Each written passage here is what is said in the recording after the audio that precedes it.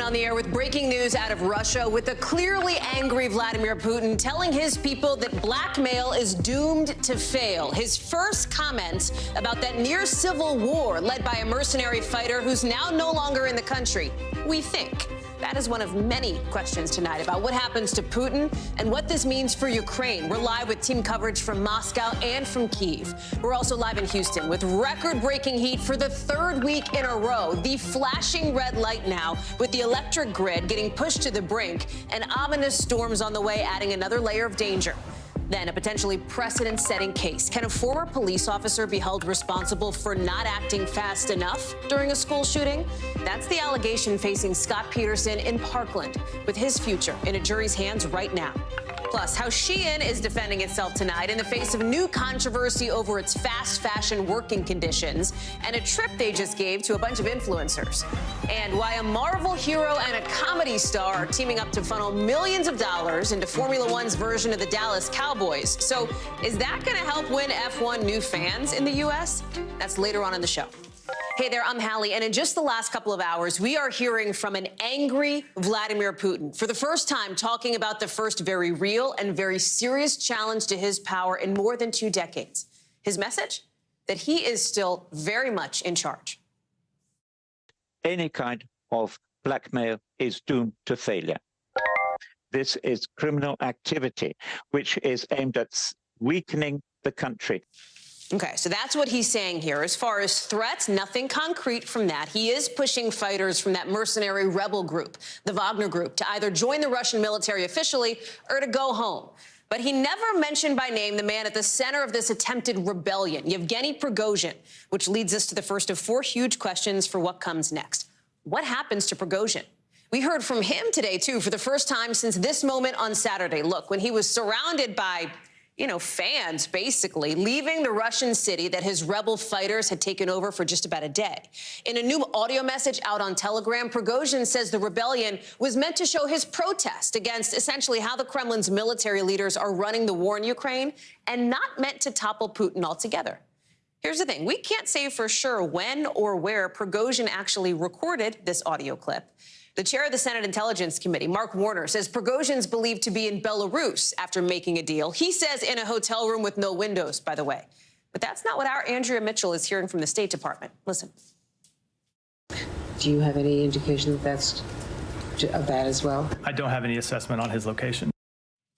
So that brings us to our next big question. What does the U.S. do next? President Biden may announce a whole new aid package to Ukraine soon, and he's preempting Putin's push today to try to blame the West in a call with allies. Listen.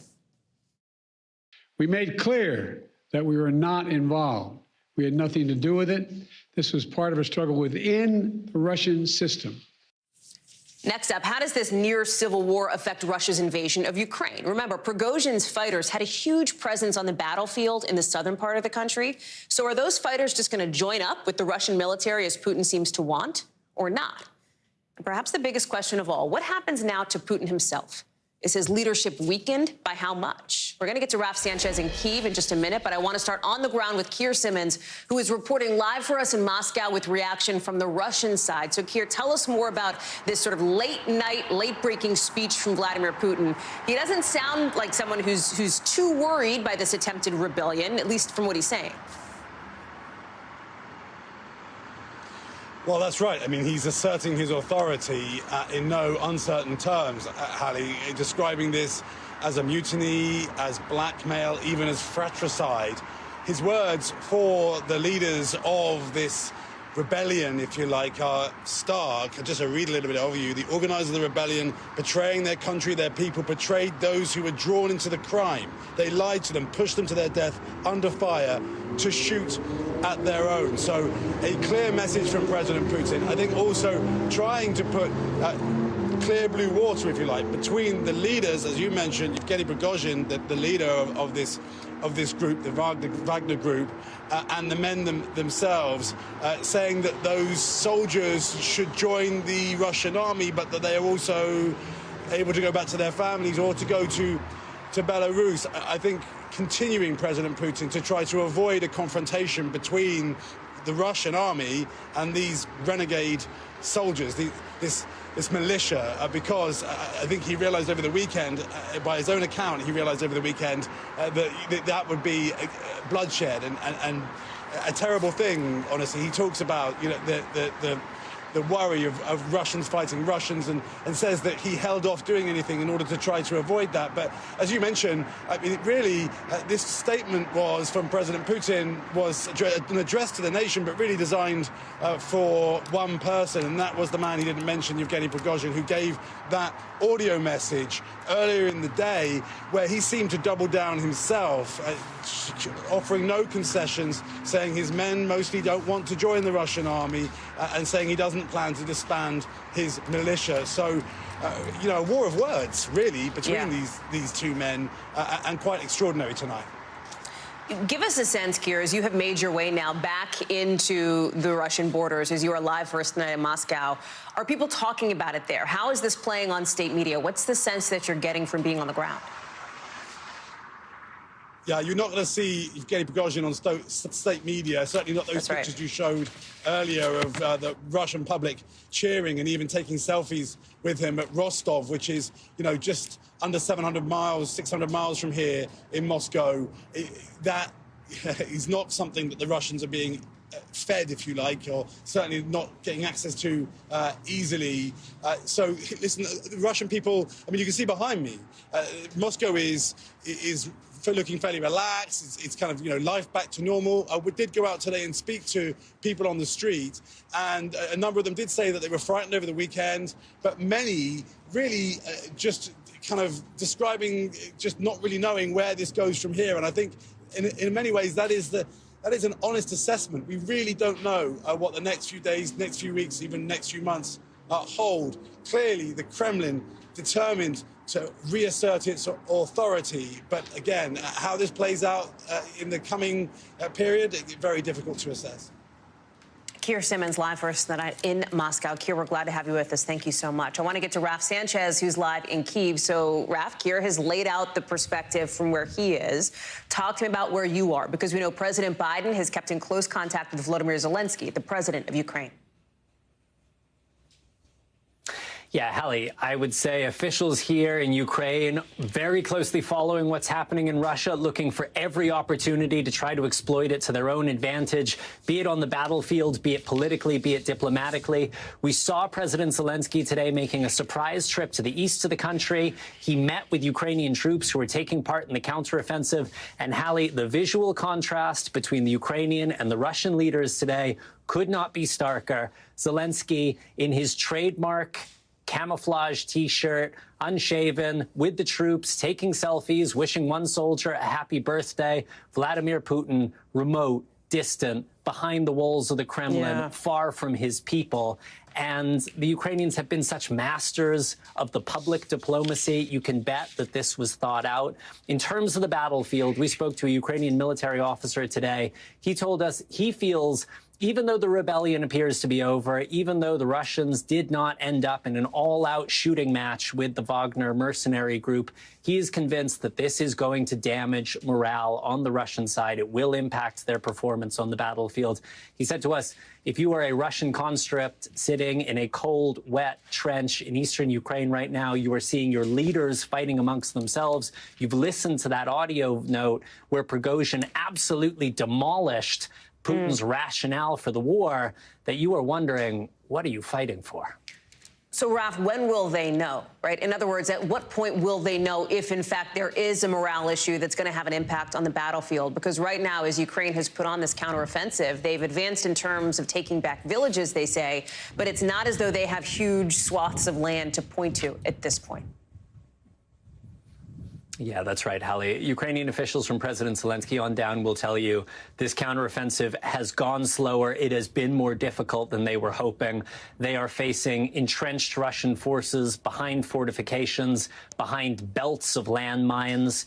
Ukraine, despite having these fresh troops, these new Western weapons, they've struggled. They've liberated, they say, a string of some 9 villages in Donetsk and in Zaporizhia. But exactly as you said, they have not yet claimed any major cities. one of the real struggles, Hallie, is they cannot compete with Russian air power.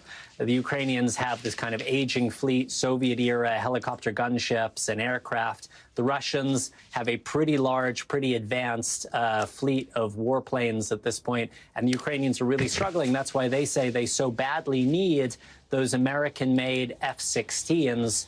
So we will see if the chaos on the Russian side does lead to some kind of advantage that the Ukrainians are able to exploit. But so far, Hallie, the Russian lines are holding, and Ukrainian progress has been slower than they would have hoped. Raf Sanchez live for us in Kyiv. Raf, thank you. Back here at home, we are watching extreme heat and some super strong storms across the country tonight, with a start to the summer that has been damaging and dangerous for millions of people. Look at what's happening along the East Coast. 65-mile-an-hour winds in some spots, downpours, big hail. And in the South, especially Texas and Louisiana, that record-breaking heat, oof, it is not letting up. Look at these numbers for what it feels like when you go outside in those spots. 109 in New Orleans, 111 in Dallas, 115 in Corpus Christi. As we are now learning, the National Weather Service is confirming 3 tornadoes touched down in Indiana Sunday, including this extraordinary look at one you're seeing right here. It turned deadly, killing one person in the town of Greenwood. Their home was destroyed while they were inside. You can see the rest of the damage here. Roofs ripped off, windows blown out, whole town basically leveled.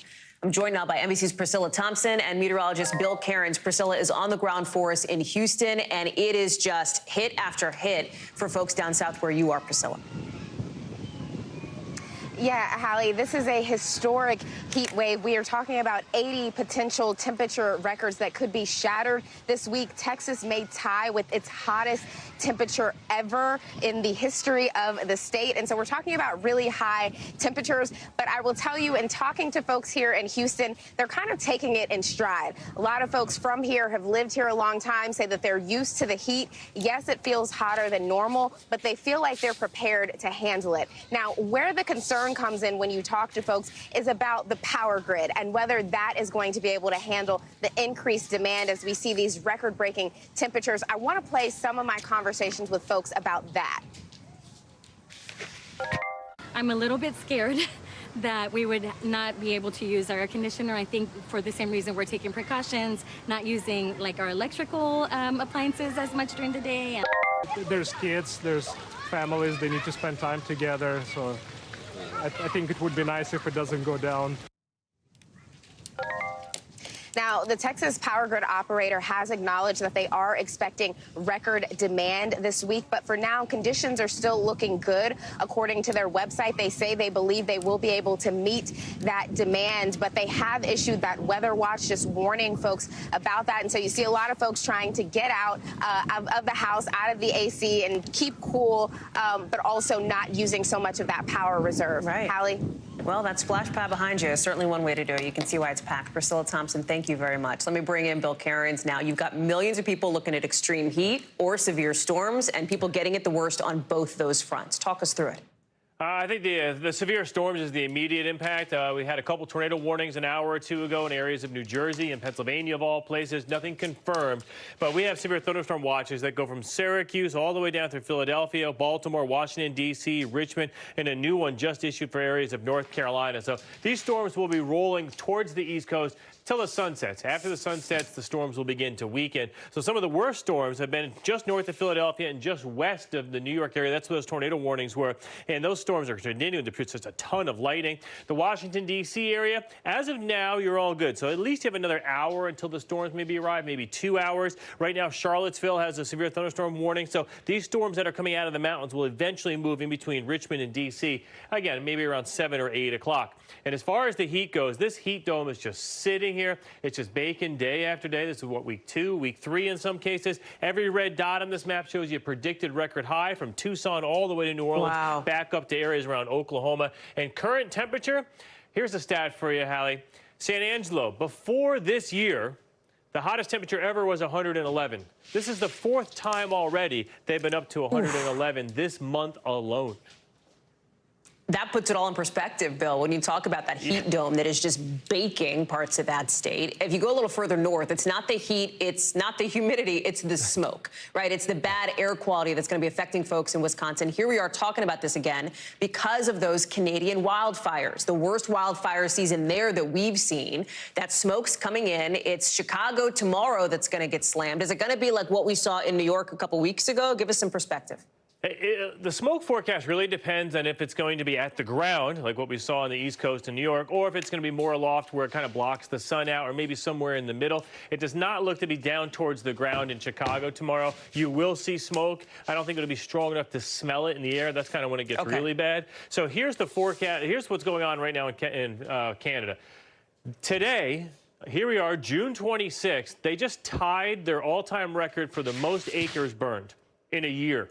We're not even halfway done with this year. That's how out of control, off the charts this season has been. And so as we continue to watch the smoke plume, as we pause this tomorrow morning at 8 a.m. Again, this is from the Quebec fires. The smoke's actually blowing back here towards Green Bay, down through Wisconsin, into Chicago, and then it's going to hook a little bit into the Ohio Valley. So that's as we pause there. Let's pause this at 5 p.m. tomorrow. Notice Michigan bad air quality, and also this little band here coming right over to the Ohio River. So the states that have the worst air quality today and into tomorrow, all our friends from Green Bay to Milwaukee, all of Wisconsin, the Upper Peninsula, all of Michigan, and northern Indiana. So you can kind of get it. So it just depends on which way the wind's blowing. And you will notice, Hallie, that over the weekend, the winds were strong, blowing the Quebec fire smoke all the way over towards the United Kingdom. So it's pretty amazing. And these fires have been burning really fast over the last couple of days. Look at over 3.5 million acres burned just in the last week. And I can update that number. That 17.8 is now up to 19 million acres total this year. Again, this is the worst fire season they've ever had, and that's for the whole year.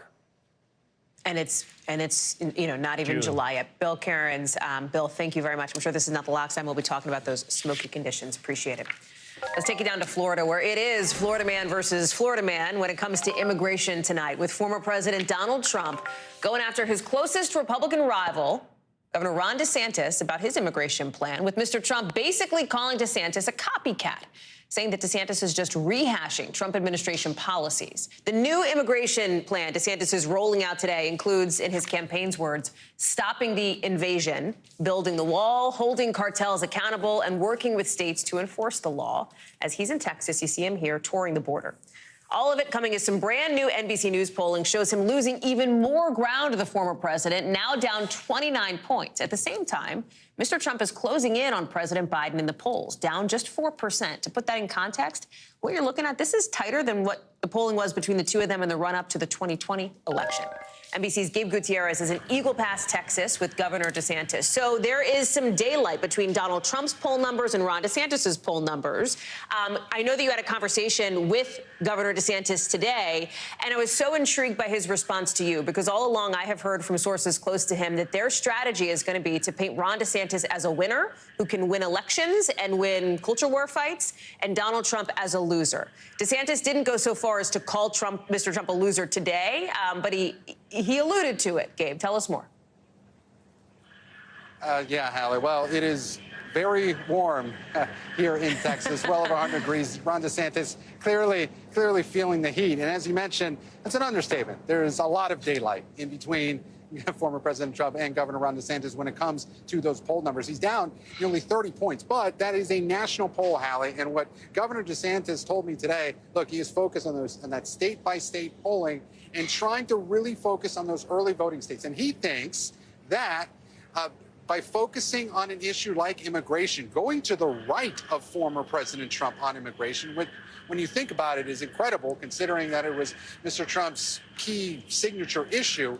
The governor is really making a point of this. Take a listen to what he told me when I asked him about those sagging poll numbers. He's one of the most famous people in the world. Everyone knows him. But I think the most important thing for Republican primary voters is, okay, you got to win. If you don't win, it doesn't matter. And then once you win, you know, who has the record of delivering? And I think we did that in Florida as good as anybody. And you mentioned this in your introduction, Hallie, but let's take a look at some of those things in this new policy rollout, this immigration policy rollout that Governor DeSantis just rolled out today. For one, he wants to bring back that controversial remain in Mexico policy for asylum seekers. He wants to end catch and release policies. He wants to finish building the border wall. By the way, he did not say that Mexico will pay for the wall. He said he'd try to get money from Congress to do it. He also said he'd work with Panama to close the Darien Gap to migrants, that he would use the Navy and the Coast Guard to block fentanyl deliveries, and he would take more aggressive actions against drug and human smuggling cartels. And Hallie, that is something that's getting a lot of attention today. Governor DeSantis today saying that he told me in the interview that he was okay with using deadly force against anyone who cut border fences here in the U.S. to try and get into the U.S. and smuggle drugs. So he put it out there. Again, the former President Trump brought up that several years ago, and it received a lot of controversy back then. As you said, Hallie, the Trump campaign basically calling DeSantis a copycat here.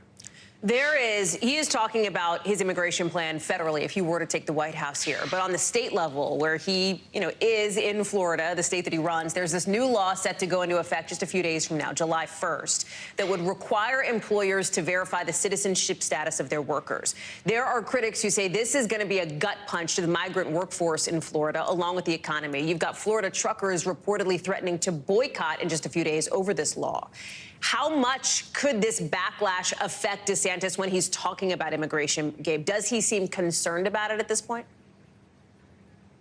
Well, as you said, Hallie, he wants to make this a federal use of E-Verify. He wants to expand that on the federal level. Over the past several weeks, really since his campaign launch, this issue has come up, this issue of this E-Verify that was passed in Florida that takes effect July 1st. His campaign strongly says that it will not, that those protests will not materialize on a large scale. They keep pointing back to his record, and they say that his economic record in Florida, the unemployment rate in Florida, he is standing on that record as he's running. There were several weeks ago, there was concern that there would be widespread protests. Those didn't really materialize. We have spoken, though, with several undocumented immigrants in South Florida who did tell me that they were considering leaving the state. Some of the businesses down there are concerned. It will be something we have to watch in the coming months. But Governor DeSantis and his team think that is not, they feel very comfortable in making that argument. They think that E-Verify and illegal immigration, they feel that plays well with the GOP primary voters that are trying to court. And so they're downplaying those concerns of any worker shortage or trucker boycott in the coming weeks, Hallie. Gabe Gutierrez live for us there in Eagle Pass, Texas. Good to see you on the campaign trail already. Gabe, thank you very much. Here in Washington, you've got the Supreme Court clearing the way for Louisiana to redraw its congressional map. And listen, this is a big deal, right? This is a big deal because it makes it easier for Louisiana to now get a second mostly black congressional district right before the 2024 election. And that could affect the very close majority Republicans have in the House of Representatives in Congress. So here's the deal. After the 2020 census, a bunch of states had their congressional maps redrawn, including Louisiana. And the lawmakers there, mostly Republicans, drew up some new boundaries and put white majorities in almost all 6 of the state's districts, even though black people are a third of the state's population. That is set to change, with Louisiana's Democratic governor saying today this is about simple math, basic fairness, and the rule of law. I am confident, he says, that we will have a fair map in the near future. Ryan Nobles is joining us now. This is why it matters, Ryan, because of the building that you are standing in, right? There is a razor-thin majority in the House of Representatives. New York lost a seat in Congress after the 2020 census. Like, these margins make a difference here. That is the impact of what's happening in Louisiana. Oh, that's exactly right, Hallie. Every seat matters. And when you start to carve these districts in a way that you could essentially see different representation, it's going to make a big difference overall in the number of Republicans versus the number of Democrats. And what's interesting is that Democrats really felt during this last redistricting process that they really lost ground. They lost ground in the South. They lost ground in places like Florida, places like New York. But it's really been this conservative Supreme Court that has taken a step in the opposite direction election, saying that there does need to be these districts where clearly African Americans are going to have another voice. We saw it play out in Alabama, now happening again in Louisiana. The question, though, is will they be able to get these districts redrawn in time for the 2024 election? That's going to take a lot of work. It could mean more court battles in the future, but Democrats here in Capitol Hill are calling for that process to happen as soon as possible. What about lawmakers from Louisiana? What are they saying? Well, lawmakers from Louisiana, you saw the governor, he specifically said it's time for them to begin the process of redrawing the maps. But Democrats writ large are already calling for this process to move forward. Joe Morelli, who's the chair of the administrations committee, he's actually from New York, but he is someone who's responsible for the administration of elections. He says that House Democrats are committed to passing the Freedom to Vote Act and the John R. Lewis Voting Rights Advancement Act, which together would restore the Voting Rights Act and establish a national standard that we ensure safe, accessible, and transparent elections for all voters, regardless of where they live. So Democrats would like to take it a step further beyond just these court cases and establish part of this and codify it into law to make sure these majority-minority districts are protected. To that end, Hallie, Democrats are going to hold a field hearing in Alabama, one of the states where the Supreme Court has recently ruled on this issue, this week to specifically talk about it and talk about how this impacts voters in places in the Deep South. Brian Nobles, thank you very much for that. Coming up here on the show, a lot more to get to, including word in just the last little bit that a Florida jury is deliberating as we speak in the case against the former sheriff's deputy accused of not confronting the Parkland school shooter. How this could set a new precedent, potentially, coming up. Plus, Fox News is naming their replacement for Tucker Carlson's primetime spot.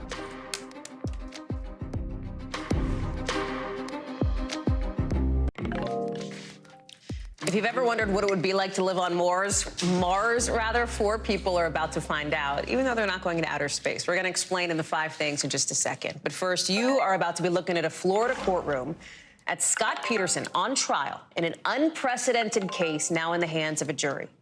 As prosecutors, in just the last few hours, are accusing this former sheriff's deputy of failing to do his job to protect students and teachers in Marjorie Stoneman Douglas High School in Parkland. His job was voluntary. He wasn't forced to be there. He understood the risks. He was extensively trained for them. And what was expected was for Scott Peterson to value the lives of those children as much as he clearly valued his own. The state says this security video shows Peterson staying outside during that 6-minute mass murder in February of 2018. He faces 11 charges, including felony child neglect and culpable negligence, and if convicted, could serve life in prison. All of it connected to the 10 people killed or hurt on the 3rd floor of that school. It is a case that could set a new precedent. This is the first time ever that an American law enforcement officer is on trial for charges connected to a school shooting. Peterson did not testify. He's pleading not guilty to all the charges. Shaq Brewster is following the story for us. Lay out how Peterson's team is explaining his defense, Shaq. Well, Hallie, they're saying it was confusing, that it was chaotic, that he didn't know where the bullets were coming from, where the shooter was at that moment. You heard his defense attorney come and say that, yes, he cared for these kids. He didn't make a decision to stay out of the building, but the chaos of the moment is what led to what we saw on that video. I want you to listen to a little bit of what we heard from his defense attorneys in the courtroom earlier today. He knew where the shooter or shooters were located. That's not what the evidence showed. Saying it's so, don't make it so. Now, you also heard them say that Scott Peterson didn't receive the information that other officers received once they arrived at the scene. But again, prosecutors hammered away at the defense. They went point by point and said that Scott Peterson made a decision not to enter that classroom or not to enter that building, and that decision not to enter cost the lives of kids, students, and also their teachers, Hallie. I think it's important to center the victims here, right? The lives lost. 17 people killed, 14 students, 3 teachers and staffers. We know a lot of their parents and survivors of the attack have become outspoken advocates for changes to the country's gun laws, for changes to the state's gun laws. The courtroom has been totally packed for this trial. I think we have some video to show that here. I mean, every seat's been full. What could it mean more broadly to have a potential precedent here? We talked about how we have not seen this before. A police officer on trial for a school shooting, Shaq. And that's the exact point. I mean, usually when we're talking about police officers who are facing trials, you're talking about a decision or an action that they took. In this case, we're talking about indecision and inaction, that the fact that the officer did not go into the building as those shots were being fired. Prosecutors saying that's not what officers have been trained to do ever since the Columbine shooting, that you're supposed to go to follow the bullets. One thing that you heard from prosecutors, they said they likened it to the Nike logo, and they said you just do it. You just go in and save lives. So the fact that this is somewhat novel, that is a hurdle for prosecutors as they came into this trial, but it's something that if you listen to legal observers, they are watching extremely closely, because this could change what officers are liable for legally when addressing not just mass shootings and school shootings, but really when doing their job, Hallie.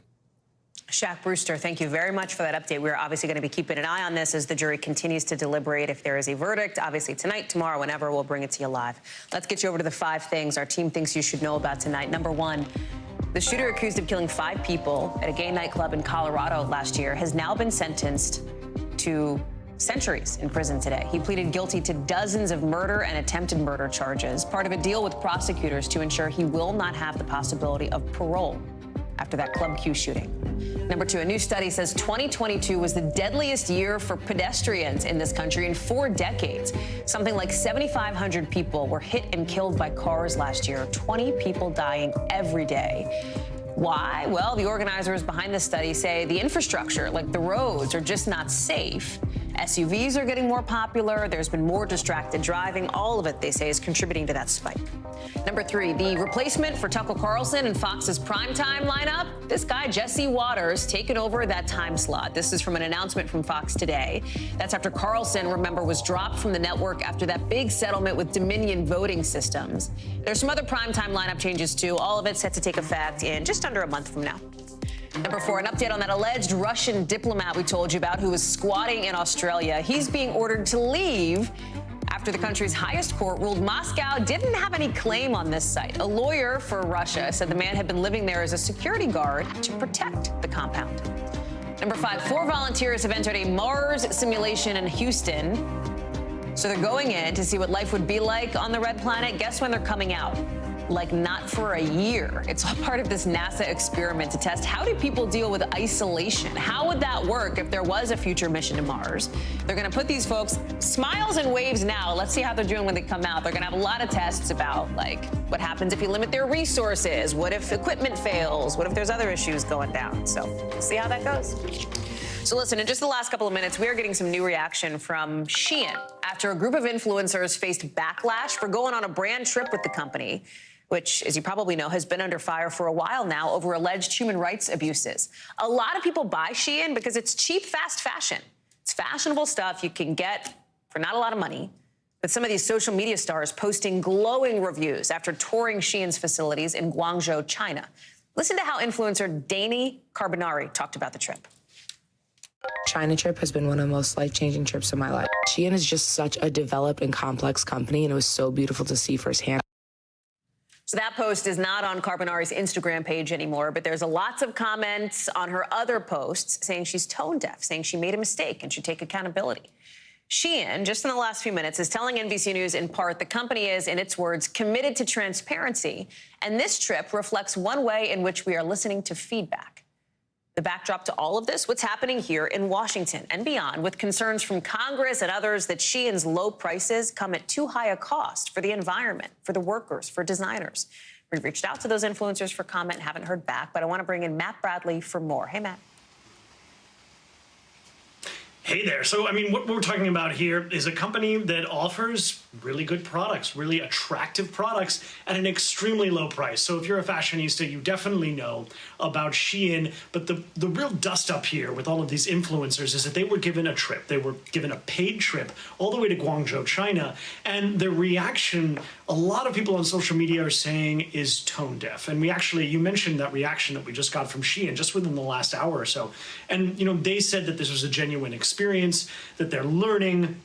They also said that all of those people, that these influencers have gotten so much heat online for speaking to and kind of reporting on, that these were authentic people with authentic stories. And Hallie, I got to tell you, I mean, I believe that. I'm sure that these were real people who told real stories. But the problem is with a junket like this, and we call it a press junket or something that's paid for, is that you are at the mercy of the company that's showing you around. So yes, you might be meeting real people. They might have real stories and they might be able to defend their company. But the fact is, you're there at the pleasure of the company. They get to decide what they show you and what they don't. And that's what I think a lot of these influencers who visited China, you know, they might have been a little bit in over their head when it came to actually reporting on this kind of thing. And I know you and I, Hallie, we get offered trips like this all the time. I don't often report on fashion, but the fact is, we get offered trips.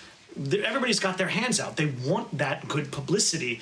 And the reason we don't do them is because we are at the mercy of the people who are funding and paying for those trips. They get to show us whatever they want. And that's why they're facing all this online anger. Matt Bradley, thank you very much for that reporting. Appreciate it.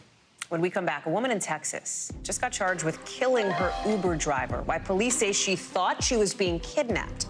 Plus, there's this new weight loss drug showing some potentially promising results. Why experts say it could be more effective than what's on the market now. Coming up.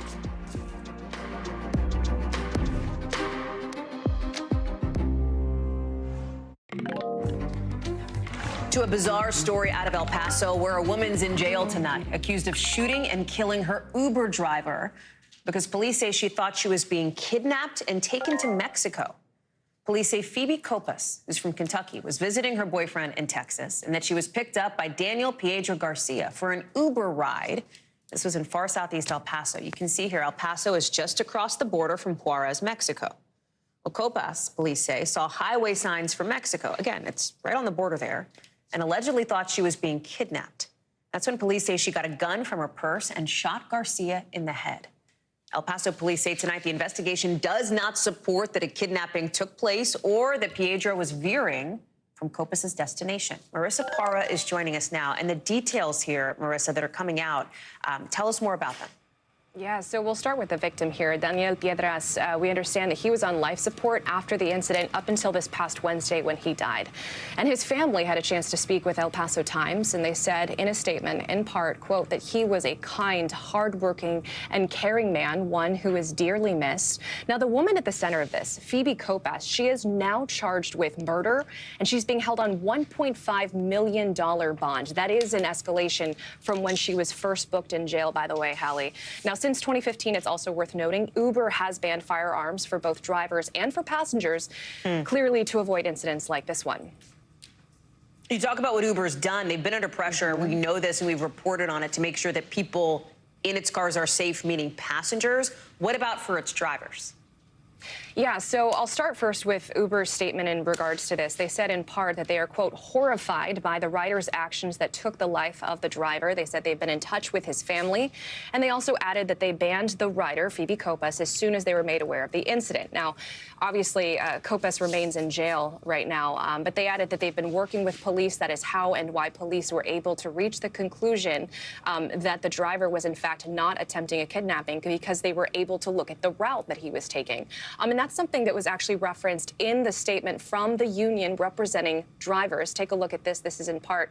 It says, of course, their hearts go out to the family of the driver. They said if riders have a question about their route, they can easily check it in the app. There are many in-app safety features to protect passengers, but instead this reckless passenger chose deadly violence. So something that I've covered quite extensively over the years is Uber driver safety, Uber passenger safety. We know there have been a series of laws. There have been a series of incidents that have spurned these laws. And some of these incidents have more simple solutions than others. This one's a little bit more tricky, right? Because even though there is this rule that says not to bring a firearm, obviously they didn't know until this unfortunate moment that she had a firearm in the car, Hallie. But I will just add, in the GoFundMe that has been provided online to try to raise money for funeral expenses, there were a lot of drivers sharing their own scary experiences and just trying to put out the reminder that a lot of them, they go out to work and they never quite know if they're going to make it home that night. Marissa Parra, thank you very much for that reporting and the details on that story. Appreciate it. Coming up, we've got some breaking news coming into us out of Idaho with a new filing from prosecutors in the case against the suspect in that quadruple murder of 4 students. Plus, a murder manhunt in Massachusetts. One community's on edge after 3 people were found killed in their home. What police are saying now. Plus, down in Fort Myers, why the EPA says some people there could be at a higher risk for cancer. That's later in the local.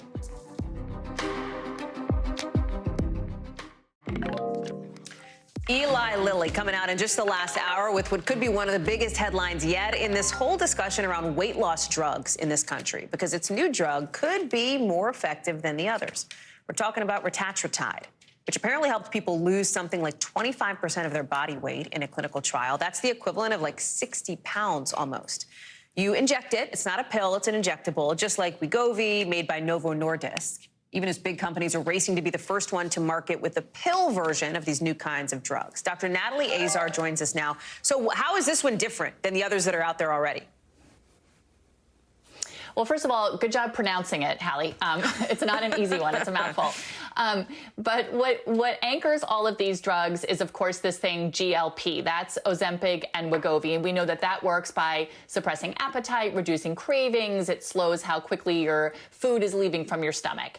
And then on top of that, the Mounjaro group of drugs added on a different hormone, which is called GIP, and that helps with sugar breakdown. And then this one, this retatrutide, tacks on another hormone called glucagon, and that one helps to improve metabolism and decrease appetite. So it's one of those situations where more of a thing is actually a good thing, with these hormones working just really in concert with one another to suppress appetite and you know, reduce these cravings and really change sort of the metabolic profile of a patient in addition to having them lose weight.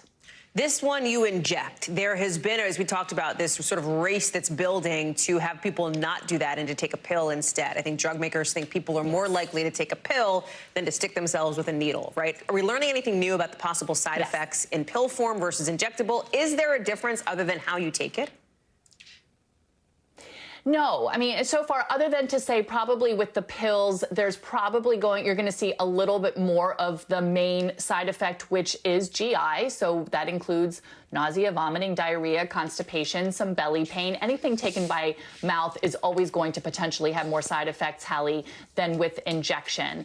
And you said it. It's going to be a race to see who gets there first. Novo, Lilly, and Pfizer together have 4 drug candidates that are doing really well in clinical trials.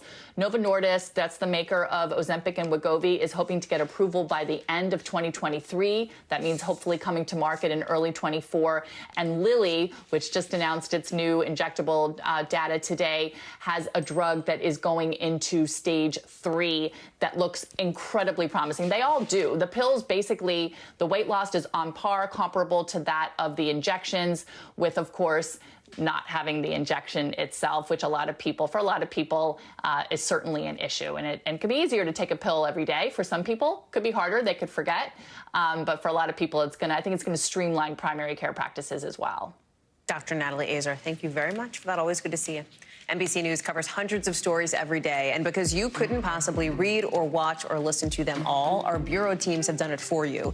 This is what they tell us is going down in their regions in a segment we call The Local. Out of our Northeast Bureau, police in Massachusetts in the town of Newton are telling people to stay alert and stay vigilant because they're on a manhunt looking for a suspect in an apparent triple murder. Investigators say they found 3 older people dead in a home with signs of forced entry, stabbings, blunt force trauma.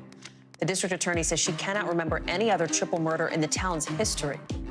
Out of our West Coast Bureau, California officials say they've recovered human remains near the mountain range where they've been searching for this missing actor, Julian Sands. The remains were taken to the coroner's office for identification to try to figure out the cause of death. Sands was first reported missing back in January. He was out on a hike. And out of our Southeast Bureau, hundreds of people living in Fort Myers, Florida, might be at a higher risk of cancer because of chemical emissions. The EPA says anybody living within about a mile of the American Contract Systems facility, that's what it's called, they're breathing in some levels of a chemical the plant uses to sterilize equipment. They're working with the plant to try to cut back on the risk, but a local doctor who studies this says people shouldn't panic and that the risk is relatively low. Still to come, the big names putting big money into Formula One. It's next.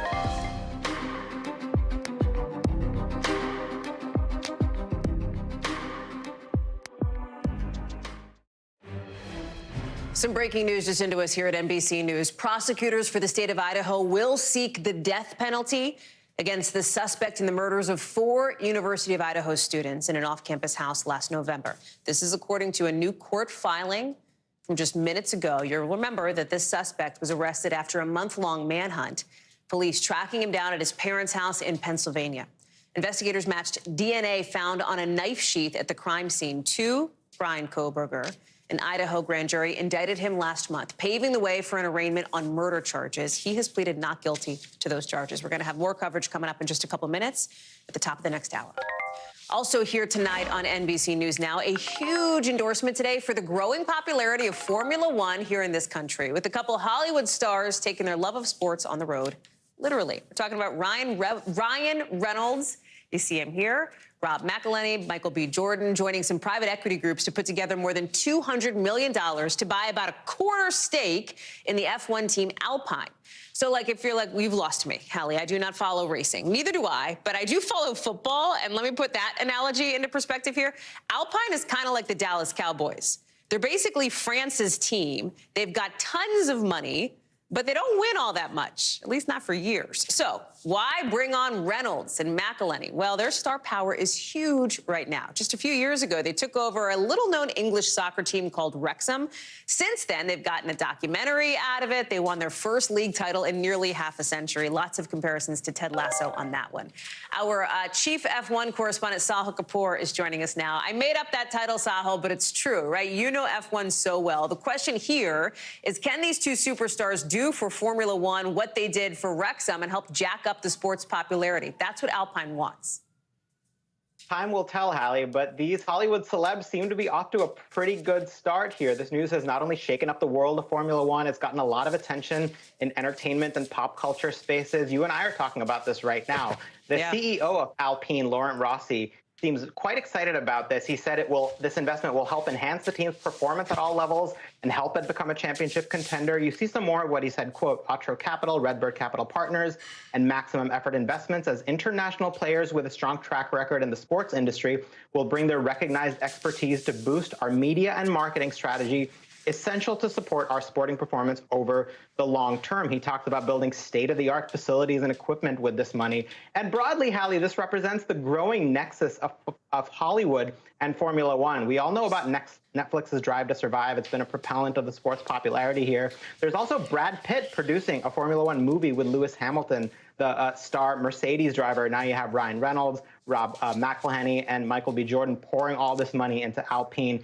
It is a vote of confidence for the Alpine team, but it also means that the sport's future in the United States just got a little brighter, especially with a record 3 races in the United States, including a new one in Vegas later this year.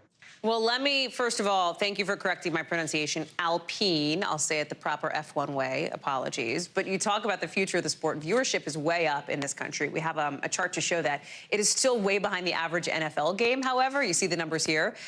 Alpine is. We said it's France's team. They're super popular in France. But compared to Red Bull, compared to Mercedes, Ferrari, they just don't have the name value that they do here, the name brand recognition, we could say. You talk about the potential that Reynolds and McElhenney and the others could have. What is the timeline for something like that, for this investment to actually show up? Because for this team, it is all about getting the branding, getting the popularity. It's less about the actual money itself and more about the cachet that these celebs give. That's absolutely right, Hallie. This could make a big impact, but it would happen directly and not immediately in terms of the on-track performance of this team. And I'll explain what I mean by that. First, let's show the chart about where Alpine is this year. They've kind of taken a step back from last year.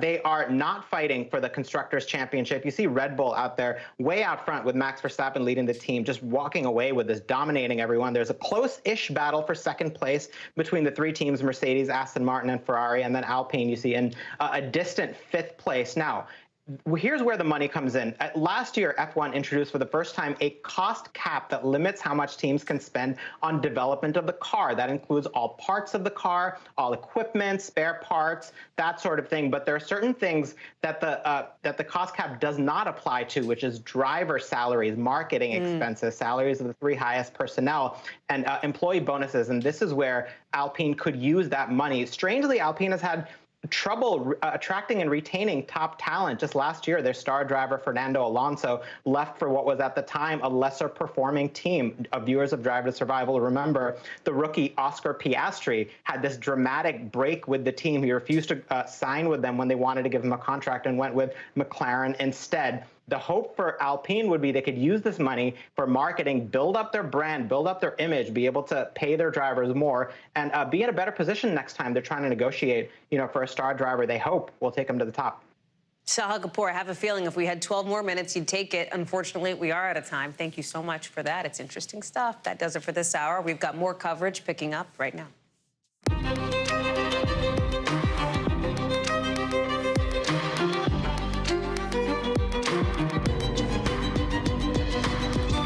We're coming on the air with breaking news out of Russia, with a clearly angry Vladimir Putin telling his people blackmail is doomed to fail. His first comments about that near civil war led by a mercenary fighter who's now no longer in the country. We think that is one of many questions tonight about what happens next to Putin and what this means for Ukraine. We're live with team coverage from Moscow and from Kyiv. We're also live in Houston with record-breaking heat for the third week in a row. These sirens now going off with the electric grid getting pushed to the brink, and ominous storms on the way, adding another layer of danger. Plus, breaking in just the last hour, prosecutors in Idaho will seek the death penalty against the man accused of killing 4 college students. We just got our hand on the court documents. We're going to break them down in just a minute. We're also hearing tonight from the family of an Uber driver killed by one of his passengers. Why? She says he was kidnapping her. The pressure Uber now faces tonight. And a new battle at the border between 2 Florida men as our new poll shows former President Trump growing his primary lead over Florida Governor Ron DeSantis. What our team traveling with DeSantis is hearing directly from him in their one-on-one tonight. Hey there, I'm Hallie, and in just the last couple of hours, we are hearing from an angry Vladimir Putin. He's mad.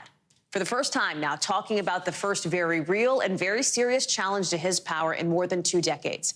His message, that he is still very much in charge.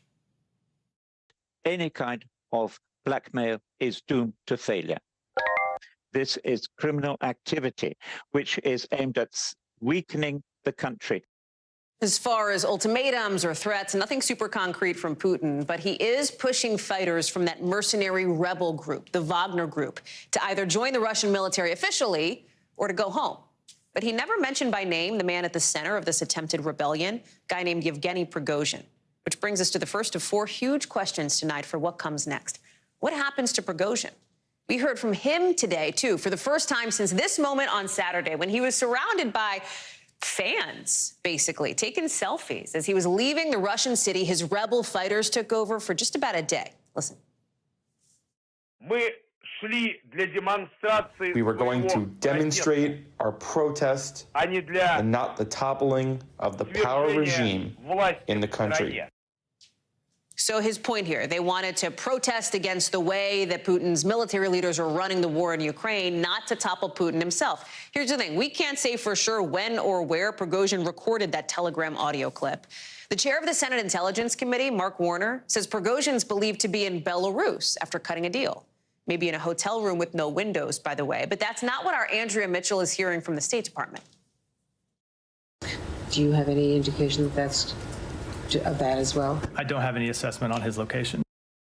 So that brings us to our next big question. What does the U.S. do next? How does the West respond? You've got President Biden maybe about to announce a whole new aid package to Ukraine soon, and he's preempting Putin's attempts today to try to blame the West in a call with allies. We made clear that we were not involved. We had nothing to do with it. This was part of a struggle within the Russian system. The president basically they're saying, hey, we had nothing to do with it. This is between the Kremlin and Wagner. So how does this near civil war affect Russia's invasion of Ukraine? That is a huge question. Keep in mind, Prigozhin's fighters, they were out there on the battlefield in Ukraine. They had a huge presence in the southern part of the country. So what are those fighters going to do? Will they just join up with the Russian military, as Putin seems to want, or not? And then there's maybe the biggest question of all. What happens to Vladimir Putin himself? Is his leadership weakened? And by how much? We're going to get to Raf Sanchez live for us in Kyiv in just a second, but I want to start on the ground with Keir Simmons reporting live for us in Moscow. And Keir, you have here the perspective from the Russian side, right, from the Kremlin, as we are hearing from Vladimir Putin in a very sort of muscular speech, trying to show that he is still in charge. That's right, Hallie, and President Putin meeting with his security services tonight, including the head of the FSB, the once called, of course, the KGB, including Defense Minister Shoigu, who Evgeny Prigozhin was trying to usurp during the weekend. So a high-level meeting for President Putin after quite some speech, 5 minutes long, and a national address here in Russia, but really directed at one person, as you mentioned, a person that he did not mention by name, Prigozhin, the leader of that militia who led that rebellion that rocked Russia over the weekend. And President Putin clearly trying to divide Yevgeny Prigozhin and the leaders of that militia, the Wagner group, from the soldiers themselves, saying to those soldiers, I understand that you fought in Ukraine, praising their loyalty to the country, and saying that you still, he says to those soldiers, can join the Russian army as I've promised, or you can go back to your families, or you can go to Belarus. But at the same time, clearly furious, talking about how those soldiers were lied to and that they were pushed to their death under fire to shoot at their own. And that message from President Putin coming just a few hours after Prigozhin brought out an audio message more than 10 minutes long, where he seemed to double down, saying that he wasn't prepared to disband his Wagner group, that he wasn't trying to topple President Putin, and even suggesting that his kind of march to the capital here in Moscow, before they dramatically turned around, that showed that there were security issues in Russia that needed to be addressed. So a dramatic few hours after a dramatic weekend. Is there any indication, Keir, and the answer may be not yet, but is there any indication that Putin could or may change course given the concerns that Prigozhin has been raising now for months against the way Putin's top generals have led this invasion of Ukraine? That's not the message that we are getting tonight from President Putin, is it, in that speech? And I would just point one thing out, which I think is worth just keeping in mind. Evgeny Prigozhin is somebody who thinks that they should double down on the so-called special military operation in Ukraine. You know, he's somebody he's not saying we should retreat. He's saying we should just execute this more strongly, better. So that gives you a picture of where President Putin stands right now. As I've been saying all day, we do not know where this goes from here, Hallie. Yeah. You know, I got to say, it has been quite a weekend, quite a day. Yeah, I'm exhausted tonight, but I don't think I'm going to get any rest in the days ahead. Well, and I'm sure that it is. It's hard, right? You get these questions, and the answer is just we don't know, because you're not in Vladimir Putin's head. Nobody is in Vladimir Putin's head except for Putin himself. But I do wonder what it's like where you are in Moscow, right? I mean, you've made your way back into the country now. You've reported from this country for many years. Are people talking about it? I assume, you know, Yevgeny Prigozhin is sure not shown on state media the way that he's talked about in other parts of the world. No, he isn't, and we have had a chance to go out and speak to Russians. Of course, you know, I speak to folks all the time while I'm here. That's part of the point of being here. And yes, it is being talked about, without question. And I think many people are just kind of scratching their heads and trying to figure out what it all means. I think, you know, many will say to you, when you ask them, you know, I'd like this to be over, but what do they mean by that? Do they mean they want to see a victory? Do they, you know, what exactly does that mean? People are inevitably here in Russia cautious about what they say. I will say that, you know, the only independent polling that we have here, and I accept that, you know, many Russians are unlikely to necessarily be completely honest, even with a pollster who says it's confidential. But that polling does suggest an increase in support for President Putin since what's happened in Ukraine. And I think, you know, that's one of the reasons why you've seen Yevgeny Prigozhin not say he's trying to usurp President Putin, saying he supports President Putin, and that's the point. He recognizes, I think that's an indication that he believes that Russia is still supportive of the president, no matter what's happened in the past months. Keir Simmons, live for us there in Moscow. We're so glad to have you on the ground there, Keir. Thank you for your smart and important reporting. I want to get to Raf Sanchez live in Kyiv. And Raf, we're glad to have you there because a very different perspective, right, from where you're standing versus where Keir was standing here. Is there any indication for the Ukrainians that Prigozhin's fighters are starting to, I don't know, perhaps move to Belarus, are starting to, on the other side of things, join the Russian military, as Putin seems to want? Do we know yet what's happening there? So a lot of these Wagner fighters had already left the area around Bakhmut, Hallie, which was where they made such a difference in that absolutely scorched earth, urban combat, bloody battle. Prigozhin prepared to just throw wave after wave of his convict soldiers against Ukrainian positions, and it worked. It worked at an enormous cost, but they did eventually take the city. So those mercenaries largely gone, but you can bet your bottom dollar, Hallie, that Ukrainian officials are looking at this from every angle, trying to figure out how can they exploit the infighting on the Russian side? How can they take advantage of the divisions there? And how can they use it as part of their counteroffensive, which, as we've been talking about, has been struggling so far. We did see President Zelensky out today. He was meeting soldiers in the east, taking part in the counteroffensive. And Hallie, the visual contrast between the leader of Ukraine and the leader of Russia today could not be starker. Zelensky, you can see on your screen there with the troops in his T-shirt, unshaven, taking selfies. He wished one soldier happy birthday. President Putin behind the walls of the Kremlin, remote, far away, questions about his whereabouts and what he's been up to. So in this war of optics, this has been a good day for the Ukrainians, Hallie. There has also been conversation between, we know, President Biden and President Zelensky here. The alliance that Ukraine has with the West is critical always, but especially at this moment. Totally.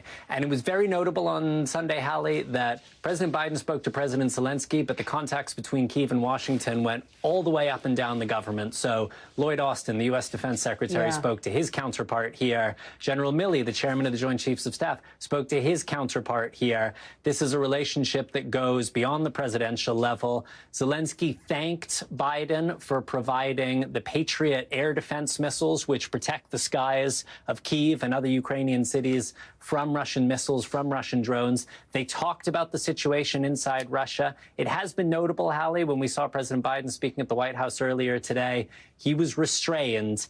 Vladimir Putin, whether he likes it or not, is his peer in the sense that Putin is also the leader of a nuclear-armed nation. It is not a good look for the President of the United States to be gloating about instability inside of a nuclear-armed state. President Zelensky doesn't have those constraints. As you know, Hallie, he's from the east of the country. Russian is his native language. He has been gloating loudly and in Russian about what's going on inside Russia. Hallie? Raf Sanchez, live for us there in Kyiv. Raf, good to have you, as always. Thanks. Back here at home, we're watching extreme heat and some super strong storms across the country tonight, with a start to the summer that's been damaging and dangerous for millions of people. Look at what's happening along the East Coast. 65-mile-an-hour wind in some spots. Tons of downpours, some big hail. Look at it. You can see it coming down in the Northeast. Yeah, this is the kind of hail, even when it's kind of smaller like that, it can still really mess up your car, mess up maybe your patio a little bit. In the South, especially Texas and Louisiana, that record-breaking heat is simply not letting up. You're seeing some numbers for what it feels like when you go outside in these spots. 109 in New Orleans, 111 in Dallas, 115 in Corpus Christi. And we're now learning the National Weather Service is confirming 3 tornadoes did touch down in Indiana Sunday, including the one you're seeing here. Look at this extraordinary video. It is a tornado that turned deadly, killing one person in the town of Greenwood after their home was destroyed while they were inside. You can see it, that debris cloud around the funnel cloud. There's the rest of the damage. Roofs ripped off, windows blown out, a whole town basically leveled. I'm joined by NBC's Priscilla Thompson and meteorologist Bill Cairns, but we want to start with Priscilla on the ground in Houston. It is record-breaking yet again. People there baking under this heat dome, and they can't catch a break.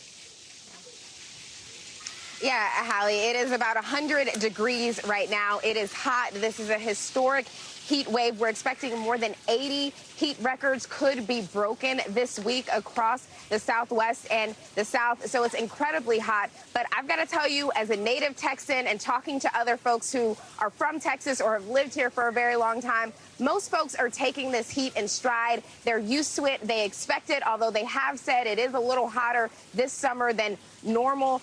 But the one thing that people are a bit concerned about is the power grid. We know that during that winter freeze, things did not go well with the power grid. It did not hold up well. They are expecting record demand again this week. And so I asked people how they're feeling about that. And I want to play a little bit of some of those conversations.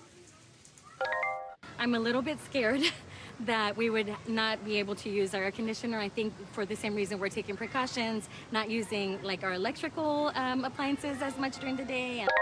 There's kids, there's families, they need to spend time together. So I think it would be nice if it doesn't go down.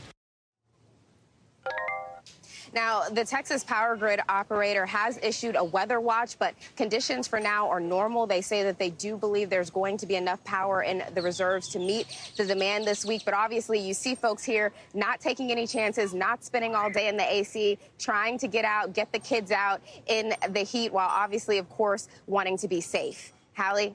Priscilla Thompson live for us there in Houston with folks still at that splash pad behind you. Priscilla, thank you. Let me bring in Bill Cairns now. So it's extreme heat, it's bad storms, and right now the concern is the storms, right?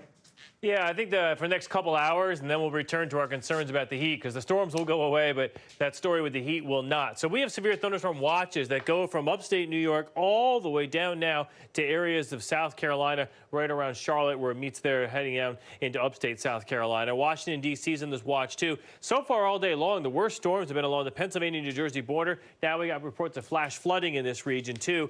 The storms haven't really been all that intense, at least yet, coming out of the Appalachians and heading through Virginia, North Carolina. Washington, D.C., you're looking pretty fine right now. No issues. I'm not saying it's not going to rain, but as of now, you're looking great. These big storms to the south here will cross over Interstate 95 between Fredericksburg and Richmond. Looks like that should be about an hour from now. As far as the heat goes, this heat dome, when the jet stream buckles to the north, this air just kind of sits here. It doesn't move. It doesn't get replaced. It just one day after the other. That's why they call it like a heat dome. It's kind of protected from everything else. And underneath it, we expect more record highs. I got two heat facts for you. One, Del Rio, 7th day in a row today, they broke their record high. And it goes back about 100 years, so that's pretty unprecedented. And how about San Angelo? The 3 hottest days they've ever recorded have all been in the last 2 weeks. And their records go back about 90 years. So that's pretty impressive. And right now it's 111 in San Angelo. Del Rio's 110. Now it's not humid, so the heat index isn't that high, but it's just bone dry, and it's like Phoenix for the most part. Corpus Christi in Houston, that's the more humid air. That's why the temperatures are only in the upper 90s, but when you factor in the heat index, it feels even worse, and it's not going to get better. Tulsa, 101 Wednesday, Thursday. Dallas, 107 on Wednesday. And look at Houston easily into the low 100s. And then our friends in Del Rio, maybe by Thursday, you won't break our record high. We may have to wait another couple days. Bill Cairns, they are getting smoked there. Bill, thank you very much. Appreciate it. Sending them some cold weather vibes for sure. So listen, we've got some breaking news just into us here at NBC News in just the last hour. Prosecutors for the state of Idaho are seeking the death penalty against the suspect in the murders of 4 University of Idaho students. Remember, this happened at an off-campus house last November. This is according to a brand new court filing that is just out. He's accused of stabbing to death Kaylee Gonzalez, Madison Mogan, Xana Kernodle, and Ethan Chapin. You see them here. Investigators say that they matched DNA found on a knife sheath at the crime scene to this suspect, who's pleaded not guilty to the charges. Nyala Charles is joining us now. So what else does this court filing tell us, Nyala, and the significance here of the prosecutors obviously looking to seek the death penalty? Yeah, and seeking the death penalty here, Hallie, prosecutors are listing 5 aggravating circumstances that they say appear to be present here. That includes what they say is the fact that this murder is especially heinous and that there appears to be an utter disregard for human life. So just to give context here on how often this happens in Idaho, there are 8 people on Idaho's death row right now, and the state has only executed 29 people since 1864. Hallie? Nyla, we also know that Bryan Kohberger's the suspect's own attorney submitted their own court filing not too long ago where they say there's no connection between the suspect and the victim, right? That's part of the case that they seem to be making here. Tell us more. That seems to be the most important defense that they're claiming that they have so far here, Hallie. What Kohberger's defense is saying here is that there's no connection to these victims because he says that no victim's DNA was found in Kohberger's car, apartment, or office. And they've also been challenging the DNA evidence that's been presented by prosecutors in which prosecutors say that Kohberger's DNA is a statistic match to DNA that was found on the knife sheath next to two of the victims here. Hallie? Nyla Charles live for us on that with a hearing, of course, set for tomorrow. Nyla, thank you very much. It's a story we'll be watching. Let's take it down south where it is Florida man versus Florida man tonight when it comes to immigration, with former President Donald Trump going after his closest Republican rival, Florida Governor Ron DeSantis, about his immigration plan. Mr. Trump basically calling DeSantis a copycat, saying he's just rehashing Trump administration policies. DeSantis' new immigration plan includes an endorsement of deadly force against migrants suspected of trafficking drugs, among other things. DeSantis is in Texas. He is touring the border here. Our Gabe Gutierrez is with him, as all of it comes with some brand new NBC News polling shows DeSantis losing even more ground to the former president, now down 29 points. Caveat, as always, it is still early days in this campaign. At the same time, look at this. Mr. Trump is closing in on President Biden in the polls, down just 4%. Look at that in context, right? That's the right side where they are now. The left side is where they were right before the 2020 election. You can see that the numbers now are closer than where they were in the run-up to last November. The aforementioned Gabe Gutierrez is in Eagle Pass with Governor DeSantis. There are some controversial pieces to the governor's immigration plan that echo some of what we've heard before from Donald Trump, right? Yeah, that's right, Hallie. And look, the governor's team tells me that they're going to start going after what they see as the failures of the Biden administration, whereas in the past several weeks, they say they've been going more and touting the governor's record in Florida. But this marks a new phase of this campaign, according to DeSantis' world. But it's also allowing him to take a more aggressive stance against former President Trump on an issue that was really a signature issue for former President Trump. Really since his rise to prominence in politics, immigration. And yes, as you said, Hallie, the governor rolling out this aggressive policy platform, the first of his presidential run so far. But you mentioned those poll numbers, and that is really sticking with him, down nearly 30 points nationally, Hallie. And yes, the governor making the argument that it's all about specific states, but he's having to talk to his donors and his supporters and kind of tell them that, look, trust me, I know what I'm doing. Take a listen to what he told me when I pressed him on those poll numbers. He's one of the most famous people in the world. Everyone knows him. But I think the most important thing for Republican primary voters is, okay, you got to win. If you don't win, it doesn't matter. And then once you win, you know, who has the record of delivering? And I think we did that in Florida as good as anybody. So, Hallie, the critics of the DeSantis campaign said, look, he was supposed to get a bump after he announced that was the narrative. It didn't happen. In fact, he's dropped 9 points. But again, the governor today telling me they're really focused on these specific early voting states, although we're also getting reports that he's not doing so well in New Hampshire. That's where he's going tomorrow. You know, we'll have to see how this plays out in the coming weeks. But again, he's taking on former President Trump on immigration as we move forward, Hallie. Yeah, folks close to him don't seem to see, I think, New Hampshire as part of the big picture sort of campaign strategy as compared to a place like Iowa, for example. Gabe Gutierrez, let me just, before I let you go, we're looking ahead here on this show, and we'll have more on this later in the week, to this new law that's going to go into effect July 1st. E-Verify basically would require employers in the state of Florida to verify the citizenship status of their workers. There are some critics who say this is going to be hugely problematic to the workforce of migrants in Florida. It's going to hurt the state's economy, they say. You've got truckers reportedly threatening a boycott on July 1st. It sounds like DeSantis' team to you is kind of downplaying the backlash here. What's your sense? Yeah, that's right. Governor DeSantis doesn't buy it, at least in conversations he's had with me. I've asked him before about it in previous press conferences, and he is still touting his economic record in Florida. He says that unemployment is so low and that he's brought so many people, so many jobs to Florida. So he says he's not worried about it. I asked him about some of those concerns today and also what he would tell undocumented immigrants who we have spoken to in Florida. Take a listen to what he told me. once Biden became president. He basically said, come, and so they're coming. We just want to be very clear. In Florida, we want a legal workforce, and we don't want to be a sanctuary. We're not a sanctuary jurisdiction, but we just want people to understand, do it the right way.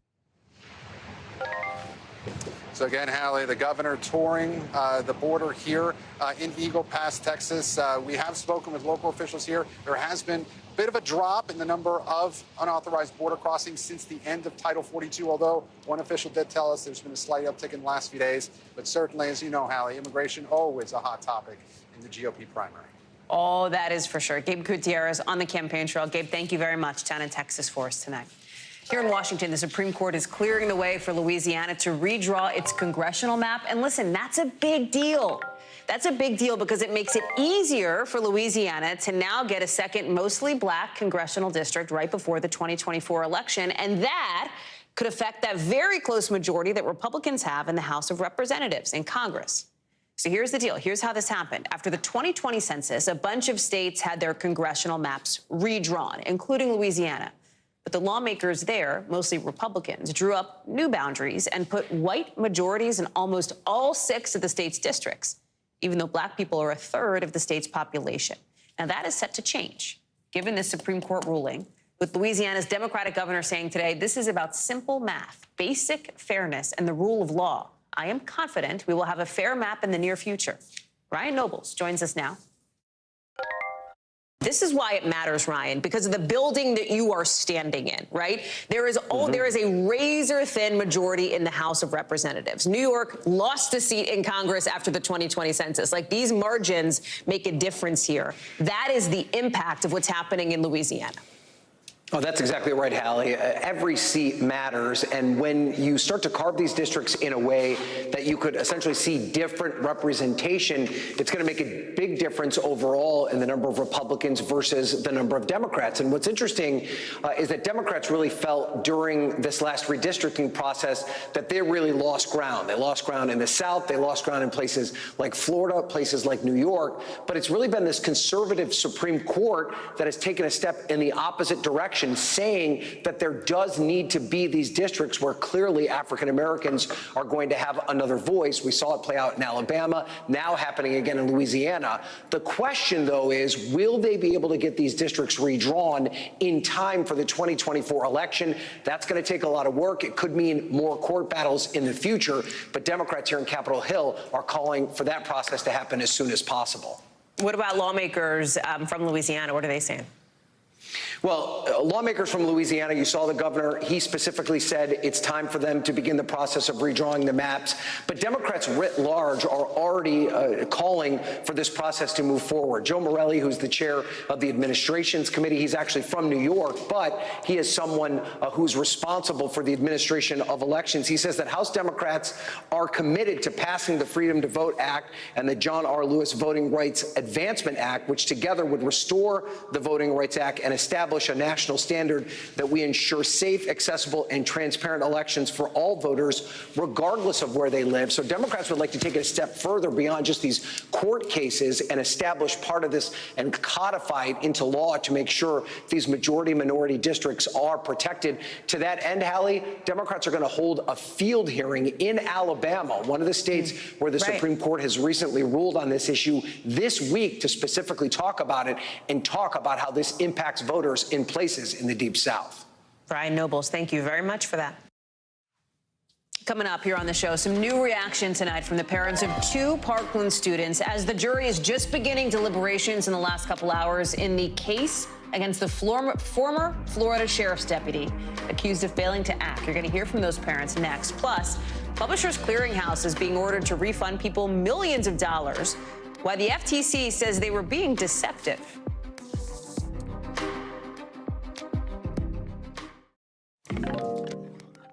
You are about to see a Florida courtroom, and this former sheriff's deputy on trial in an unprecedented case with the jury just now wrapping up for the day without a verdict so far. His prosecutors in just the last few hours are accusing this man, Scott Peterson, of failing to do his job to protect students and teachers at Marjorie Stoneman Douglas High School in Parkland. His job was voluntary. He wasn't forced to be there. He understood the risks. He was extensively trained for them, and what was expected was for Scott Peterson to value the lives of those children as much as he clearly valued his own. The state says this security video shows Peterson staying outside during the 6-minute mass murder in February 2018. He faces 11 charges, including felony child neglect and culpable negligence. If convicted, he could serve life in prison. All of it connected to the 10 people killed or hurt on the 3rd floor of that school. It's a case that could set a new precedent. That's why there's so much attention on it. Part of the reason, at least. This is the first time ever that an American law enforcement officer is on trial for charges connected to a school shooting. Peterson did not testify. He's pleading not guilty. But Jack Brewster is following this story for us. We are hearing now, as the jury has begun to deliberate in the last hour now, from parents of a couple of the victims of this Parkland shooting, talking about what this case would mean. That's right, Hallie. And for them, it's about accountability. They know that, and they can point at many different entities that they blame for the death of their loved one. They point at the FBI. They point at the county sheriff. They point at the school district. But they're seeing this case as an opportunity to hold the officer, the first officer to arrive on the scene, accountable for not just his actions, but for his inactions. Listen to a little bit of what we heard from one of the families of those of a student who was killed in that Parkland shooting. There's a possibility that is a precedent-setting moment, but the issue is really that we need people to act. We need those in charge of taking care of our children to do the right thing. In this case, clearly, that did not happen. And you hear him use that phrase, precedent-setting moment right now. And that's because legal observers are watching this closely. You hinted at it earlier. They're watching this because this is about the inaction, according to prosecutors, of Scott Peterson there. They say that he did not act in a way that training suggested. He did not run toward the gunfire. That's a little bit different than what we usually see in cases involving police officers on trial. So this is a case that's not just being watched by those families extremely closely, but many legal observers are watching because they're saying this could change policing. We talk about the case. We talk about what the prosecutors have laid out here, the idea that they say Scott Peterson just did not act. I want to lay out a little bit of how Peterson's team is trying to defend him. Let me play it. He knew where the shooter or shooters were located. That's not what the evidence showed. Saying it's so, don't make it so. The argument seems to be, Shaq, that things were chaotic, things were confusing, and then that's what happened here. Yeah, and those were the exact words that you continuously heard from his defense attorneys, that the chaos and confusion of the moment led him to stand outside of that building. They say and insist that he didn't know where those shots were coming from. He said, you heard, and he didn't take the stand, but you heard from his attorneys that he wasn't receiving the accurate radio transmissions. He didn't get the updates, the intelligence from those 911 calls from his radio as he was there. So their point is that because of the chaos around it, Peterson did not know what building to enter, and that's why he didn't go and follow and chase down that shooter. Again, prosecutors pushed back relentlessly in this trial, and now it's in the hands of the jury that you mentioned went home for the night, but will be back at 9 a.m. Eastern time to continue deliberating, Hallie. Jack Brewster, thank you very much for that reporting. Let's get you over to the 5 things our team thinks you should know about tonight. Number 1, the so-called Club Q shooter, accused of killing 5 people at a gay nightclub in Colorado last year, has now been sentenced to centuries in prison today. He pleaded guilty to dozens of murder and attempted murder charges, all part of a deal with prosecutors to make sure he will not have the possibility of parole. Number 2, you know Publishers Clearinghouse? You know, they show up to people's doors like big old checks. They run sweepstakes. Well, they've agreed to settle a lawsuit with the FTC for more than $18 million, money that'll be used to refund customers. The FTC says Publishers Clearinghouse used so-called dark patterns and some other deceptive business tactics like hidden fees or tricking customers into buying things. Number 3, Dr. Anthony Fauci just announced his next step, joining the faculty at Georgetown here in Washington. He's going to be a professor at the School of Medicine and the Division of Infectious Diseases and the School of Public Policy. Dr. Fauci spent decades working in the government, became a household name, of course, and a bit of a lightning rod during the pandemic. Number 4, hey, if you rent, some decent news.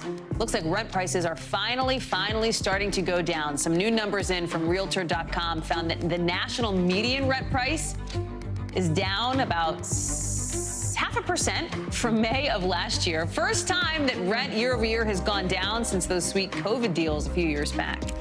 Number 5, some volunteers have gone into a Mars simulation habitat in Houston. Those 4 volunteers right there, they are walking in that door and they are not coming out for 1 year as part of a NASA experiment to test how do people actually deal with the isolation of a mission to Mars. They're going to put these people through a lot. They're going to limit their resources. They're going to make equipment fail on purpose, etc. We'll see how they do. So listen, in just the last hour, we're getting some new reaction into our newsroom from Shein and an influencer that they've partnered with after she and some other social media stars got some backlash for going on a brand trip with the company.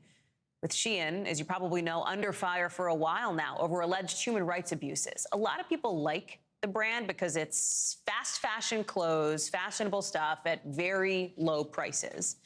And you had some of those social media stars after this trip to Shein's facilities in Guangzhou, China, posting glowing reviews. Listen to how influencer Dana Carbonari talked about the trip. China trip has been one of the most life-changing trips of my life. Shein is just such a developed and complex company, and it was so beautiful to see firsthand. The post is not on Carbonari's Instagram page anymore, but there are a lot of comments on some other posts saying she was tone deaf, saying she made a mistake and should take accountability. A different influencer, Fernanda Campuzano, who went on the trip, is telling NBC News that this trip to Shein's Innovation Center was an opportunity to see how, for myself, how my designs come to life in real time, as well as to see more of the behind the scenes of how Shein operates. Shein has also commented in just the last hour or so, telling NBC News it's committed to transparency, and this trip reflects one way in which we're listening to feedback. The backdrop to all of it, what's happening here in Washington and beyond, with concerns from Congress and others that Shein's low prices come at too high a cost for the environment, for workers, for designers. We reached out to some other influencers for comment. We'll keep you posted. Matt Bradley joins us now with more. Hey there. So, I mean, what we're talking about here is a company that offers really good products, really attractive products at an extremely low price. So if you're a fashionista, you definitely know about Shein. But the real dust up here with all of these influencers is that they were given a trip. They were given a paid trip all the way to Guangzhou, China. And their reaction, a lot of people on social media are saying, is tone deaf. And you mentioned that reaction that we just got from Shein just within the last hour or so. And, you know, they said that this was a genuine experience, that they're learning. They also said that all of those people, that these influencers have gotten so much heat online for speaking to and kind of reporting on, that these were authentic people with authentic stories. And Hallie, I got to tell you, I mean, I believe that. I'm sure that these were real people who told real stories. But the problem is with a junket like this, and we call it a press junket or something that's paid for, is that you are at the mercy of the company that's showing you around. So yes, you might be meeting real people. They might have real stories and they might be able to defend their company. But the fact is, you're there at the pleasure of the company. They get to decide what they show you and what they don't. And that's what I think a lot of these influencers who visited China, you know, they might have been a little bit in over their head when it came to actually reporting on this kind of thing. And I know you and I, Hallie, we get offered trips like this all the time. I don't often report on fashion, but the fact is, we get offered trips. Everybody's got their hands out. They want that good publicity. And the reason we don't do them is because we are at the mercy of the people who are funding and paying for those trips. They get to show us whatever they want. And that's why they're facing all this online anger. Matt Bradley, thank you very much for that reporting. Appreciate it. Coming up here on the show, a woman in Texas charged with killing her Uber driver. Why police say she thought she was being kidnapped. Plus, thousands of H&M workers on strike in Spain. We'll tell you why.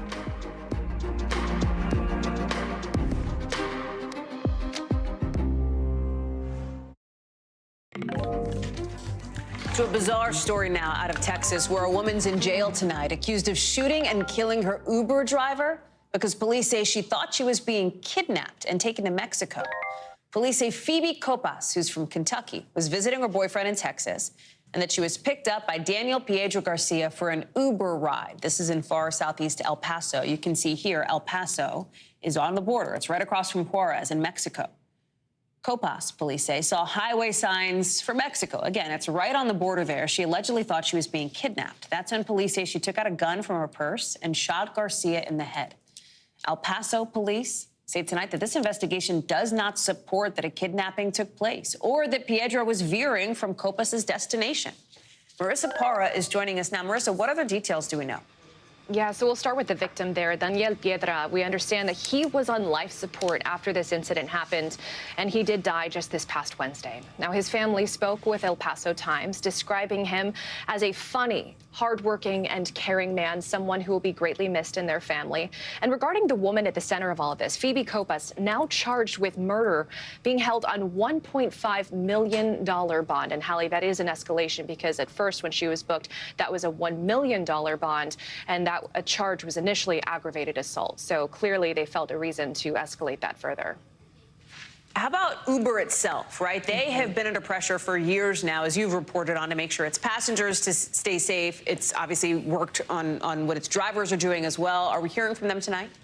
Yeah, absolutely. So we're hearing from both Uber as well as the union representing rideshare drivers. And I've been speaking with them over the past several years as incidents have continued to escalate on both sides here. We'll start first with what Uber had said. They said that they were horrified by the rider's actions that took the life of the driver. They said that they have been in touch with the driver's family, and they added that they banned the rider as soon as they were made aware of what occurred. Of course, she's still in jail right now. But they added they've been working with police. That is how and why police were able to reach the conclusion that the driver, Piedra, was not, in fact, attempting to kidnap her because they were able to look at the route. That's something that Uber needed to share with them for them to make that determination. But, you know, you mentioned how rideshare drivers are feeling on this. We know on the GoFundMe page, many of them were chiming in with their own experiences, how they, too, feel and fear that this could happen to them. So we spoke with the union representing drivers, and they said, in part, our hearts go out to the family. If riders have a question about their route, they can easily check it in the app. There are many in-app safety features to protect passengers. But they said, instead, this reckless passenger chose deadly violence. And Hallie, when we talk about measures being taken, they have taken a stand, this union, over the course of several years, especially as there were deadly carjackings happening in cities like Chicago. And some of these incidents have easier solutions than others. But, you know, it's worth noting, since 2015, Uber has had a rule in place that both drivers and passengers can't have guns in order to avoid situations like this. But, you know, clearly that rule can't prevent all of these incidents from happening alone. Marissa Parr, thank you very much for that. Coming up here on the show, at least one person has been killed after a roller coaster accident in Sweden. More on that in the local. Plus, a new weight loss drug apparently shows some promising results. How it's different from others that are out there. Next.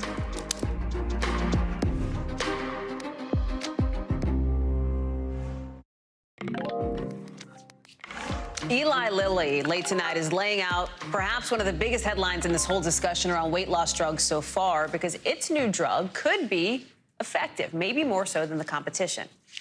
We're talking about something that apparently helped people lose something like 25% of their body weight in a clinical trial. That's the equivalent of nearly 60 pounds. However, this is an injection, right? It's not a pill. It's a needle-based drug, just like Wegovy, made by Novo Nordisk. All as big companies are racing to be the first one to market with the pill version of these new kinds of weight loss drugs. Dr. Kavita Patel is joining us now. So talk us through this new drug from Eli Lilly, why it's significant, how it's different from what's out there, and what the holdup is with trying to get a pill version, which some people are eager about. There's obviously a lot of controversy around these kinds of drugs, these, I'm going to mess it up, GLP, I think it's called, inhibitors. Why is that so significant?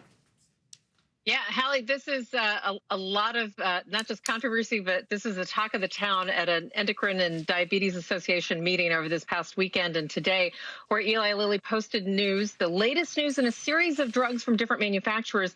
Today's news that you just mentioned, retatrutide, which is an injectable drug, it's still in its phase 3 results. So if people are trying to look to go get it right now, Hallie, you just cannot get it yet, but it is highly likely that it will be available soon after they go through a larger trial and get FDA approval. But this is probably the most dramatic weight loss that we have seen so far. As you mentioned, as high as 58 pounds or 24% of someone's body weight. And that is a significant increase above what we have with drugs like Ozempic or Wegovy, which we've all gotten used to and we've been prescribing, where you see on average at most a 15 to 17% body weight loss. The secret here is what they call the triple G factor. You talked about GLP-1.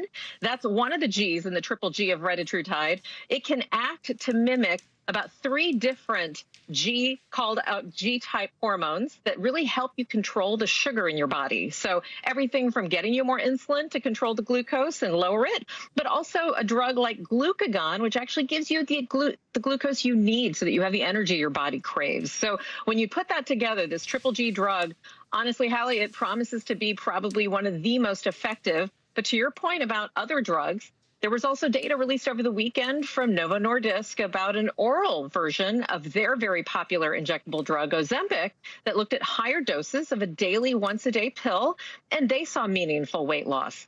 In sum, whether it's for obesity alone, obesity with diabetes, or any other chronic conditions related to obesity, we are going to now have multiple abilities to kind of give people not just drugs, but maybe drugs combined with bariatric surgery. But Hallie, this all comes at a price. There are side effects, and we have to talk about those if we can. Yeah, your tummy could hurt. Yes. So the side effects, so not only in this drug, retatrutide, but in many of these drugs, and we put this on the screen, the most common side effects with these drugs are really around the GI system. So think diarrhea, nausea, kind of vomiting, just this feeling of, not having your gut work the way it should. And it is often the most common reason people discontinue the drugs. It's almost 100% of patients that discontinue the drugs do it because of these side effects. So I think it's critical to find the right patient and make sure also, Hallie, I tell my own patients, this isn't a drug you're on to lose this weight after 6 weeks and then you get off of it.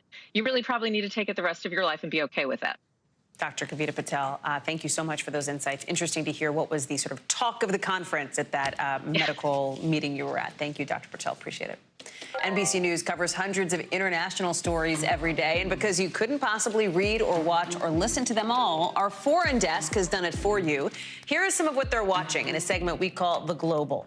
Out of Sweden, police and officials at an amusement park say at least one person has been killed, 5 others hurt when a roller coaster train in Stockholm derailed. Some people fell. 3 of the people who got hurt were kids. Luckily, they were not seriously hurt.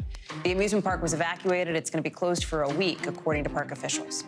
Out of Saudi Arabia, the annual Hajj pilgrimage is starting today. Something like 2 million Muslims expected to go, one of the biggest religious gatherings in the world. Now, back at full capacity for the very first time since COVID started. And out of Spain, hundreds of H&M workers walking off the job today. Stores closed down. We're talking about more than 4,000 people at H&M Group, which includes not just H&M, but some other brands. They're trying to get more money. They're also protesting heavier workloads after pandemic layoffs.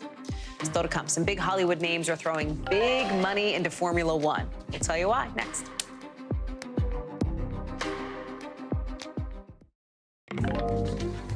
A big endorsement today for Formula One here in the United States, with some Hollywood stars taking their love of the sport on the road, literally. We're talking about Ryan Reynolds, Rob McElhenney, Michael B. Jordan, joining some private equity groups to put together more than $200 million to get a just about quarter stake in the F1 team Alpine. And to put an American spin on it, if you're like Hallie, I know nothing about Formula One. That's okay, I don't either, but I do know about football. And so here's the analogy. Alpine is kind of like the Dallas Cowboys. They're basically France's team. They've got a ton of money, but they don't win all that much. They haven't, at least for years. So why bring on these 2 superstars, Reynolds and McElhenney? Well, their star power is huge right now. A couple years ago, remember, they took over this English soccer team called Wrexham, kind of a small team. But since then, they got a documentary. Wreckham's gotten more popular. They even won their first league title in nearly half a century, the whole Ted Lasso come to life thing. Our resident Formula One expert, Sahil Kapoor, is joining us now. Sahil, what's so interesting here, this is not just about the money that these groups, these celebrities are pumping into this team. It's about, for the team, raising its profile in the U.S.